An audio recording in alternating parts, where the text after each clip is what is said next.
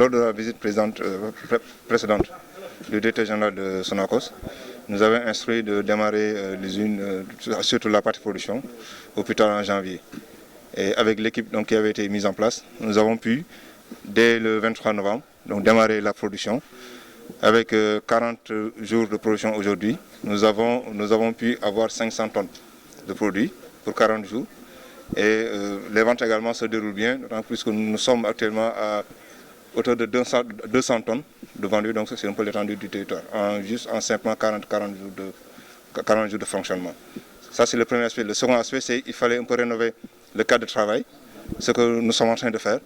On peut aménager les lieux et faire en sorte que les employés, que les collègues qui sont là puissent bénéficier en tout cas d'un cadre qui leur permette de mener à bien leur travail. Et c'est ce que nous sommes en train de faire sous l'impulsion de la direction générale, mais également en parfaite synergie avec toute l'équipe qui est là, en tout cas les collègues qui sont là, ouvriers, manœuvres, techniciens, etc., qui nous ont appuyés un peu dans la mise en œuvre de ce processus-là. Maintenant, qu'est-ce que Setuna va apporter?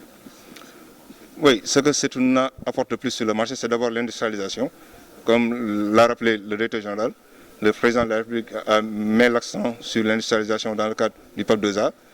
L'industrialisation permettant de recruter du personnel, de lutter un peu contre le chômage, mais surtout de promouvoir l'emploi au niveau rural. Donc c'est ce que nous sommes en train de faire.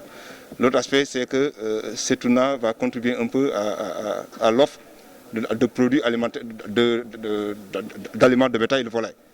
Vous n'êtes pas sans savoir que le marché local, le marché domestique, le marché sénégalais, c'est environ 300 000 tonnes. Et jusqu'à présent, l'offre ne parvient pas à satisfaire la demande. Donc Setuna va un peu contribuer à cela, en termes de quantité, mais surtout la qualité de l'aliment que nous produisons. Et nous l'avons dit, notre slogan c'est un aliment de qualité, un cheptel sain. Donc si nous produisons de l'aliment de qualité, ça va se répercuter directement au niveau du cheptel, qui sera également un cheptel qui permettra en tout cas aux populations sénégalaises de pouvoir bénéficier d'animaux en très bonne santé. Ça va se répercuter sur le prix à la consommation, tant puisque nous sommes une industrie qui avons une capacité de production de plus de 15 tonnes l'heure. Donc en fonction de la capacité de production, il y a une économie d'échelle qui est faite. Donc cette économie d'échelle permettra de voir un peu le prix, en tout cas pour permettre aux producteurs, aux éleveurs particulièrement, aux commerçants de pouvoir disposer de ce produit en qualité et également en quantité.